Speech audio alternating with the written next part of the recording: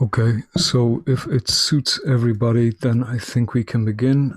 You're all very welcome to the session today. To begin, what I might ask is if everybody could hear me okay, and if they can see the slides that I'm presenting. Okay, that's great. Thank you very much, everyone. So you're very welcome to the session today. And what we will be looking to cover in this session is to talk a bit about Screencast-O-Matic, which is the the screencasting software that we have made available for remote teaching and learning for CIT staff. So I'm joined today by my colleague, Dr. Garodo Sulawan. So as always, I might ask for something of an introduction, if you wouldn't mind, Garrod. Yeah, sure. So nothing major from my end, Dara. Just to welcome everyone, really. Those who are tuning in through YouTube, I'll be watching the comments coming up there, those on Zoom and those indeed who are watching later. So we hope obviously that you find this and other sessions useful. The session will be recorded, but that's not to say you can stop watching or paying attention now. It's just to say, don't worry if you don't catch everything really. You'll be able to review things afterwards. Obviously, thank you, Dara, for your hard work in putting this together. Because of what's being demoed, it might be a little bit fiddly in some places to pull off, how would I put this, sharing the screen and doing a screen capture or screencast at the same time inside that shared screen. So your patience is appreciated and your expertise appreciated also. Thanks, Dara. Okay, thanks very much, Garrod. I appreciate the emceeing duties. So you're all very welcome, as I said, to this session where we'll be looking at Screencast-O-Matic as a tool for supporting screencasting. So very briefly, Screencast-O-Matic is a chosen screencasting tool which we've gathered. So the Department of TEL has purchased a number of professional licenses for Screencast-O-Matic. And the benefit of this, I guess, in terms of being able to support remote teaching is that this essentially means that CIT staff will have access to the professional licenses for Screencast-O-Matic. So there is a free version of Screencast-O-Matic. The issue with those is that they're limited in terms of the duration, so for how long one can record using a free version of Screencast-O-Matic. And also there's a number of features in terms of editing and in terms of recording, which comes with the professional licenses that aren't available on the free version of Screencast-O-Matic. And these licenses are freely available to CIT staff to support the current kind of context of delivering at a distance. So in terms of what one might use a screencast for, how I always think of screencasting, or at least I've found a useful way to think about what one might do with a screencast, is to maybe try and equate it to what one would do in a face-to-face environment. So for example, if I was in a face-to-face class and I was giving a presentation which featured me showing slides to students and speaking over that, Screencast-O-Matic can facilitate developing a screencast to do just that. So a screencast where I'm showing students a series of slides and speaking over those. Similarly, if in a classroom I was at a whiteboard and I was writing particular formulas, particular equations, and speaking about those to students, or maybe kind of getting feedback from students and putting those up, then that to a degree is what I would be able to develop as part of a screencast. So it's possible to create a whiteboard, to write on the whiteboard live, to speak over your writing, like you would kind of in a face-to-face environment, and make that available to students as well.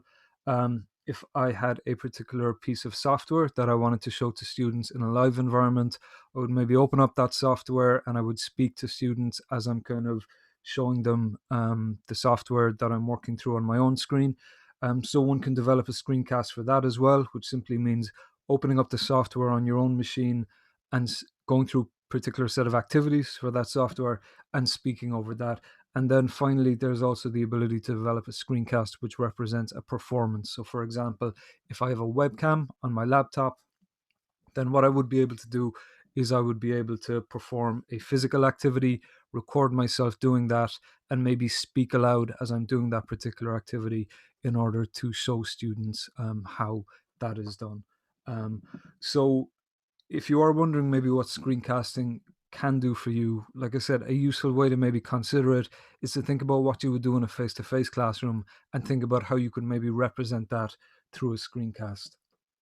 And the only other element which I'll mention and which I'll discuss briefly at the end of this session is that there are mobile applications available for Screencast-O-Matic, and those would be those essentially can be used on your phone or on your tablet. So you can use Screencast-O-Matic on your phone and your tablet, and it is possible as well to link up the recordings you do on your phone and your tablet to your personal account for Screencast-O-Matic. So the account that you would have on your laptop, on your desktop, so on and so forth.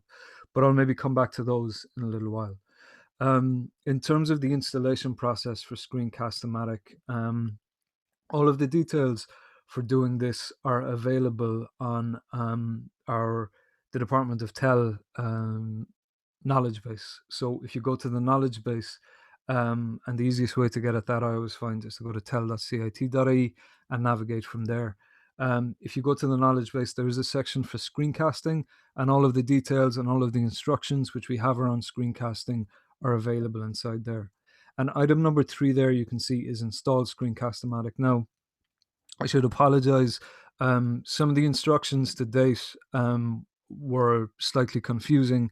We were trying to maybe work with an evolving situation where we were waiting on the full kind of amount of professional licenses to come in. But all of the instructions which are up on that article at the moment are correct.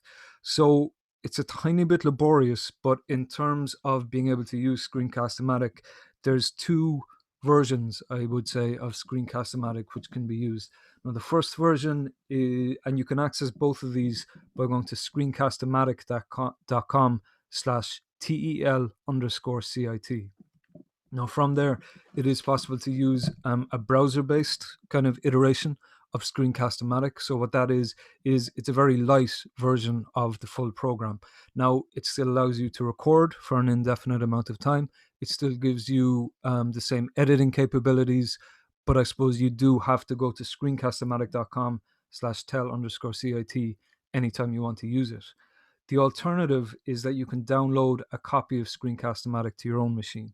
So if it's on your own machine, you can open it up anytime, any place. You don't need an internet connection, and you can record screencasts and edit them in your own time. So the process by which you can download a full copy of Screencast-O-Matic to your own machine is, firstly, if you go to this particular help article, there is a form there, and we would ask everyone to fill in that form, simply your name and your email and your department, and you will be sent an automatic email which has a password in it for the full Screencast-O-Matic license. So once you have done that, you can go to screencast-O-Matic.com/tel_CIT and select download install. So you fill in the form, you go to screencast-O-Matic.com/tel_CIT. From here, you can click on the download install button here. If you want to open up the browser-based version of the recorder, you can press start recorder, but for the full version, which is what we would recommend, you go to download install. That will then give you a package, depending on whether you're Windows or Mac, to download and to run. So, and also this pop-up will appear with just some additional steps to identify how to install the full version of Screencast-O-Matic. So essentially, you can download the installer, you run the installer. When you've done that, when you try to open Screencast-O-Matic for the first time, you'll be presented with this pop-up. So from here, if you select I have a team plan, you'll be asked for an access URL. So you enter tel_CIT. And after that, you'll be asked for a password, which will be the password which was given to you through the online form which you filled out. So I suppose I've made that sound very laborious, and it is maybe slightly. But like I said, all of the instructions for this are available on the help article. The instructions are repeated in the automatic email which you receive from filling in the form. And I suppose if you do have any difficulties as well, you can email us at tel.team@cit.ie, and we will be able to give you a hand with that. So I would suggest maybe kind of to work away with that. And if you have any difficulties, to maybe let us know. When you do have Screencast-O-Matic available, everybody might maybe confirm for me that they can see Screencast-O-Matic appearing for me there.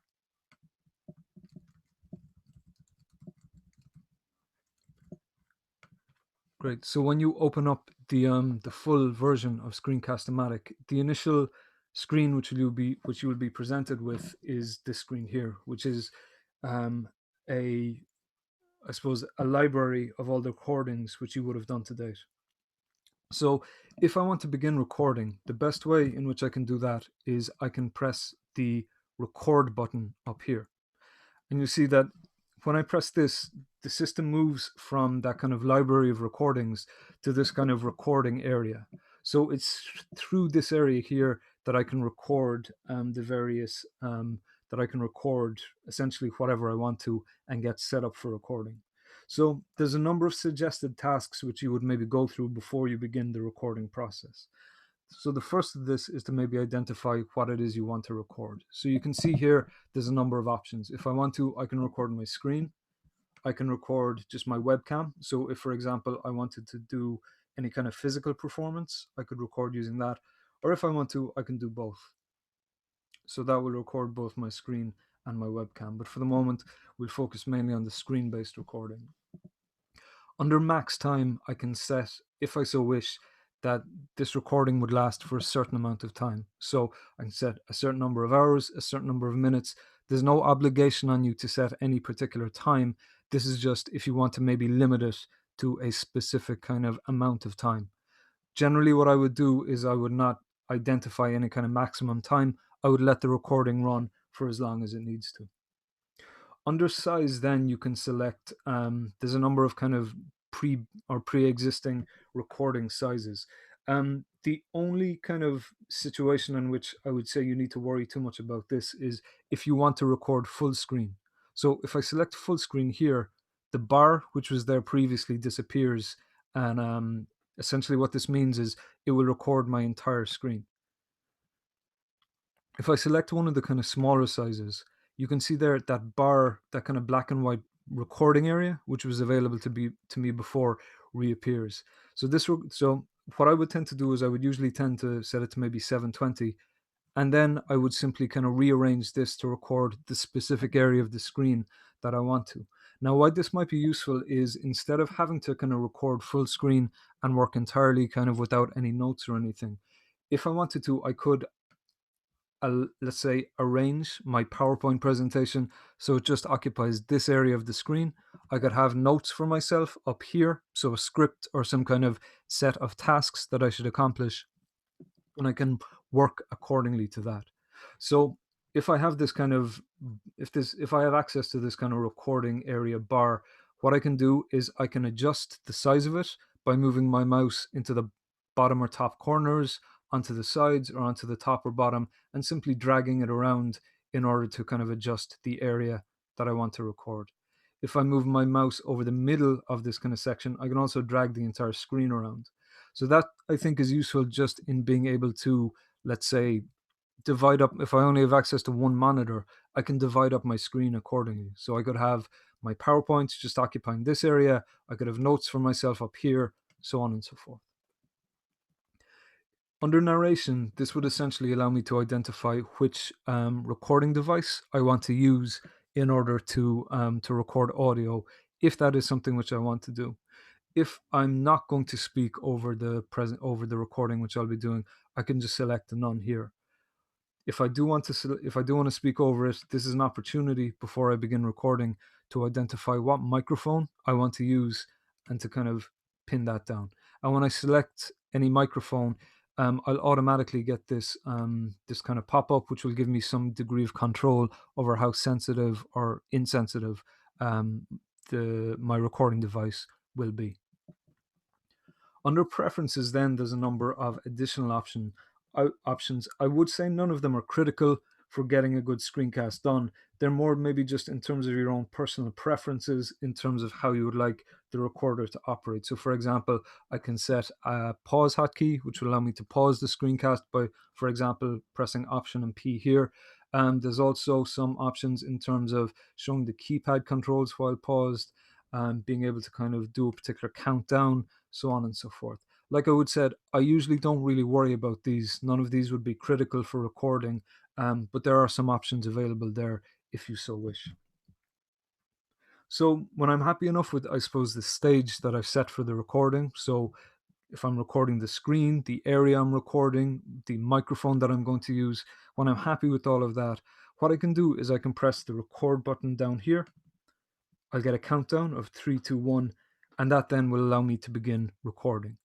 The amount of elapsed time that I'm recording will be visible here. So we can see here, this is kind of keeping count of how long I've been recording for.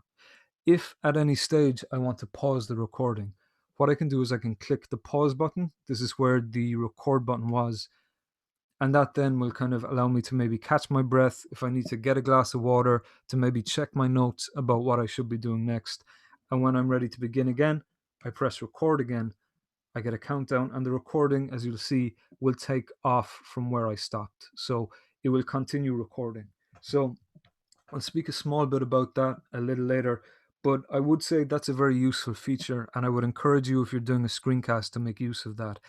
It's useful to maybe think about a screencast in terms of a series of discrete individual steps. So instead of me trying to plow through, for example, an entire presentation or demonstrating a particular piece of software, it's useful for me to maybe go through, let's say, a particular task or a particular slide or two, to pause, to take a few breaths, to check my notes, and when I'm ready to begin again, to press record again and take off from there.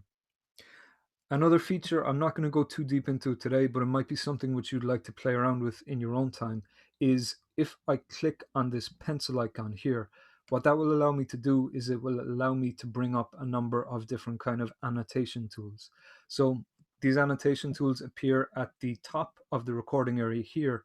And what I can do is I can essentially select in this area here what it is I'd like to use. So for example, I might want to highlight something. Let's say there's a PowerPoint presentation behind this. I can draw an arrow to a particular specific area.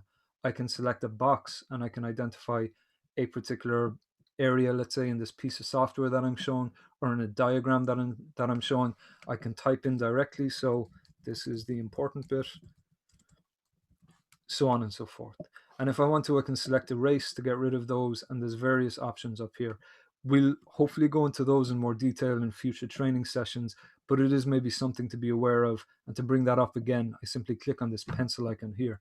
If I want to get out of this kind of annotation mode, I simply right click anywhere in the kind of screen area here and select exit, and I'm back out of that. So that can be a useful tool if you're looking to kind of replicate, let's say, something like a whiteboard. Now, when I'm satisfied with the recording that I've done, the way that I can move on from this recording mode is I simply pause the recording, as I would have done previously. And you'll notice that there's a number of additional options available when a recording is paused. So one immediate option is this ability to, this play button here. If I press this, what that will do is it will play back the presentation, the recording which I've done to date. Because we haven't been recording anything kind of particularly dynamic or kind of visual, that isn't going to be immediately clear. But essentially, when you pause the recording and press the play button, it will play back to you the recording that you've done so far. If I'm not happy with that recording, what I can do is I can click on this trash can icon, and what that will do is it will allow me to delete everything and to start over again. If I'm satisfied with the recording which I've done, I can simply press on the done button here, and that will then kind of, I suppose, close the book on this particular screen recording and allow me to move into the editing mode for Screencast-O-Matic. So it's maybe no harm, as you are recording, to maybe pause regularly and to press that play button to check on what you've done. So for example, let's say I go through 3 or 4 slides of a presentation which I'm narrating. I can pause, I can collect my thoughts, get a glass of water, and I can maybe play back what I've done so far just to make sure that I'm satisfied with it. If I'm satisfied with the recording, I can press the done button. And what that will do then is that will move from a recording mode into a editing mode. So the editing mode appears to me like this. Immediately I can press play again here to play back the recording that I've done to date, or I can simply drag my way through it to give some kind of idea of what I have or haven't done. You can see there as well that there's a waveform for the audio which I've recorded. So for example, if there's any noticeable gaps where I might have maybe not had my microphone turned on or been speaking too quietly, that will be visible to me as well. So that's a useful tool in terms of being able to quickly review the screencast which you've done. I have a number of options then when the recording is available to me. So one option which might be immediately useful to me is this ability to edit the recording. So if I select edit, I'm presented with a number of additional options in terms of editing the recording before I kind of export it or finalize it. So one immediately useful tool in terms of editing is the ability, let's say, to chop out particular parts of the recording that I'm not happy with. Let's say maybe at the beginning I went on a bit too long, or I was blathering, as I tend to do. What I can do is I can use a tool called Cut to remove a particular section of this screencast. The way that I would do that is I would position, let's say, I would click to a particular part of the recording. Let's say I want to remove the first 10 seconds of the recording as it is. And when I move my mouse over this kind of little kind of scrubber in terms of the timeline, I can select on the tools option here, and that will give me a number of tools which I can use then to adjust the recording, to insert particular things, to edit it. So if I select cut, for example, I'll receive this instruction here to drag bar below to select what to cut. So all that means essentially is I just move my mouse over this little red bar. Let's say I drag back to the beginning of it. And what I can do then is I can see that the first 10 seconds of the recording have been highlighted. And if I want to, I can select preview to see what that looks like. And if I'm happy with that, I simply press OK. And those first 10 seconds are cut out of the recording. So generally the cut is one of the most useful tools that you would use in terms of editing your screencast, just to remove any unwanted sections or information, or let's say I make any kind of major mistakes, I can simply cut those out anywhere that I wish to. And again, the process for that is to simply move your mouse to a particular point in the timeline, select cut, drag to kind of highlight the area that you want to get rid of, and simply press OK. Another option which might be useful to you is the ability to annotate the recording which you've done. So again, if I move my mouse to a particular part of the recording, click on tools. One useful element, for example, is the ability to add in kind of text, kind of speech bubbles. So I might select overlay, and I might select, text. And all I simply do here is I can type in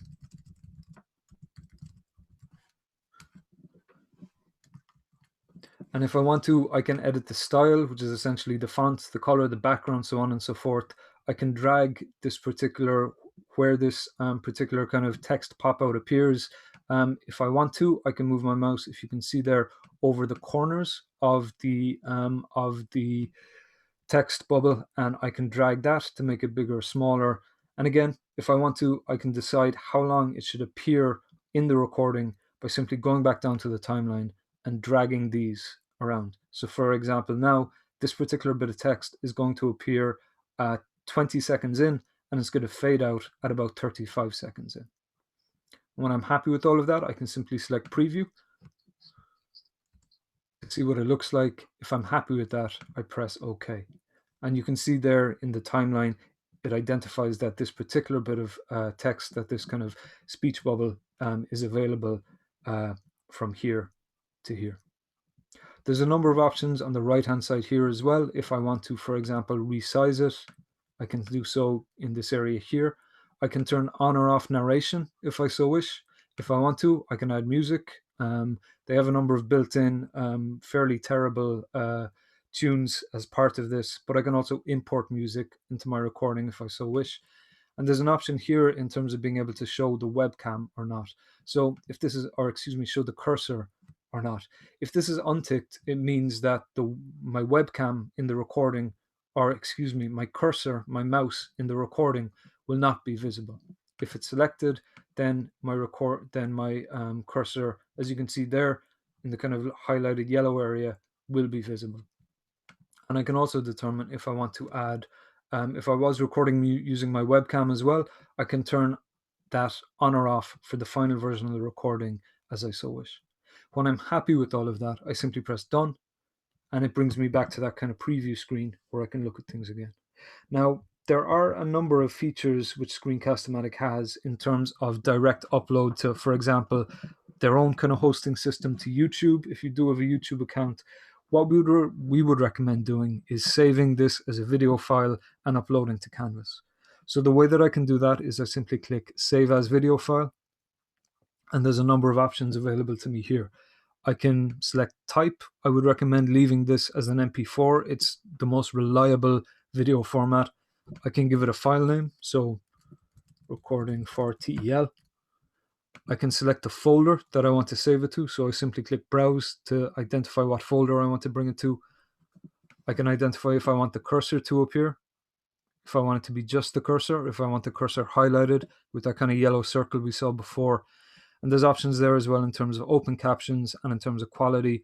Obviously, the higher the quality, the better it looks, but it's a larger file size versus a lower quality, smaller file size. And when I'm happy with all of that, I simply click Publish, and that will then export that out. I can click this button if I want that to continue in the background. So hopefully that's clear enough for everybody. What I'm going to do is just to end the session, just to maybe quickly demonstrate how that could be added to a Canvas module. If I navigate to my Canvas module, all I simply have to do in this area is to click under a particular unit. I simply click on the plus button here. From the drop down, I select File, and what I can do is I can select New File, I can browse, and this is a recording which I created earlier. I select Open and click Add Item, and that then will add that to Canvas. So we're hoping to potentially look at deeper integration with Screencast-O-Matic and Canvas down the line, but for the moment what we would recommend is that you save your recording as a video file and upload to Canvas. I suppose it is the most I think surefire way of making sure that students can see the recording which you've done. A couple of additional suggestions and supports in terms of screencasting.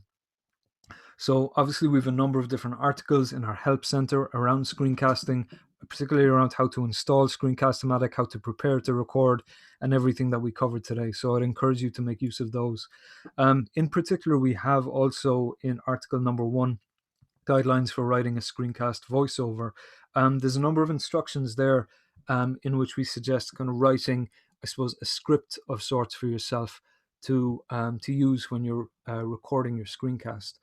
One of the big advantages I would say of being able to screencast is it's just you doing the screencast, and you can pause and you can resume as often as you would like.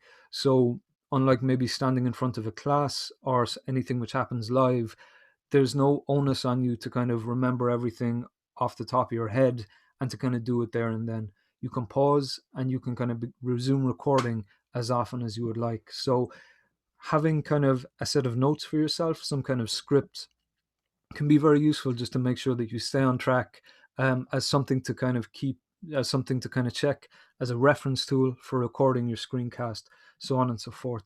And as part of this help article, we've provided a link to a template which we've developed to maybe help guide you in terms of creating a screencast. Now, I would say what we've done here for this is that it's quite a generic kind of traditional kind of voiceover template for developing a screencast. You certainly are under no obligation to use this specific template. What it's presented as is just kind of as a bit of a support But I think maybe when you're quite comfortable with screencasting, what might be very useful would be for you to develop your own kind of template. And again, it doesn't have to be anything as exhaustive as this. Just a couple of notes, even in terms of step one, I'll do this. Step two, I'll do this. Here's a couple of key points that I should mention. Something like that can be genuinely beneficial when you're recording a screencast. Again, just as a reference, as something to help keep you on track. Make sure that you have something to go back to anytime you need to check what you're going to do next. A couple of additional suggestions then, just in terms of recording screencasts. So I mentioned earlier that kind of it is useful to pause and to resume and to maybe break your screencast into a small number of discrete steps. I would say as well, it's better to have a number of smaller, shorter screencasts than one long screencast. The reason for that is that, producing 2 to 3 smaller screencasts instead of one large one, it's less stressful for you. I think it works better for students, kind of they're watching a series of 20-minute videos, which they can do in their own time instead of having to kind of carve out an hour for themselves to sit down and watch a 60-minute screencast. So I would say, if you are going to record a screencast, maybe think about smaller, shorter screencasts and a number of those instead of one large one. Also, recording a shorter, smaller screencast, it's much easier for the lecture to do rather than having to try and plow through like I said, a 60-minute screencast. As I mentioned, pause often, give yourself time to set up again, take a few breaths, begin again. Or alternatively, another way of doing that is you simply plow ahead. Make mistakes in the screencast, that's no problem, and simply take those out in the edit. But I would say pausing regularly is maybe a simpler and easier solution in terms of doing that. And I would say a critical element as well, try not to worry about the screencast being perfect. Um, there will be, as I'm demonstrating, I'm sure very capably, plenty of ums and ahs and kind of pauses and elements that don't go perfect. The biggest danger in terms of trying to develop a screencast and trying to make it 100% perfect is just time. It takes a huge amount of time to eliminate any mistake whatsoever. So I would say aim for reasonable quality, but you know, don't worry about having it perfect, perfect, perfect. If it's good enough, then students will appreciate it and it will be of use to them. As always, we're using tel.cit.ie as something of a hub for all our support in terms of remote teaching. I would encourage you to maybe go there and keep an eye out for any additional resources and supports, which we will be putting up there. Unfortunately, Screencast-O-Matic doesn't fall under the remit of Blackboard 24/7 support, but I would say if you are having any issues with Canvas and, for example, uploading your screencast to Canvas, then please do make use of the 24/7 support, which is there. And again, that's available in email, in telephone, through web chat, and that can be accessed by clicking on the help icon in the lower left-hand corner of the main Canvas menu. Apart from that, you can email us at tel.team@cit.ie if you're having any difficulties outside of Canvas and Big Blue Button. And also, IT Services provide an excellent support facility if you're having any kind of technical issues with, for example, Teams or similar issues. And you can contact them by emailing servicedesk@cit.ie and also going to servicedesk.cit.ie and submitting your tickets. And finally, it's something which Garrod mentioned earlier, but there is also a form available. So if you are using any of these tools which we're kind of covering yourself and you have any suggestions, anything which worked well for you, we would genuinely love to hear about it, and we will try and share your suggestions with the rest of CIT, giving you full credit, of course. But yeah, if you do have any suggestions or anything you find works well for you, please do think about sharing it with the rest of the college so that other people can benefit from your expertise. And as I mentioned, there is also a Screencast-O-Matic app for both Android and iOS store. We're hoping to examine that in more detail as time goes on. But there were a number of questions about whether mobile devices such as iPads could be used as maybe kind of a way of recording, almost like a whiteboard. So if you had a tablet and a pen that you would be able to kind of write formulas or equations or so forth, So we'll be hoping to look at those. But if you do feel like maybe downloading the Screencast-O-Matic app for your Android or your iOS mobile device, please feel free to do so, and that's something we can come back to in time. So all that's left to do is to say thank you to everybody who is watching through YouTube. The recordings will, as always, be made available. But what we will do is we will maybe end the YouTube feed, and any attendees on Zoom who have any questions you would like to ask, myself and Gerald will be available to maybe try and answer those as best we can. So thank you very much to everybody watching. Please stay safe, and we'll talk to you again.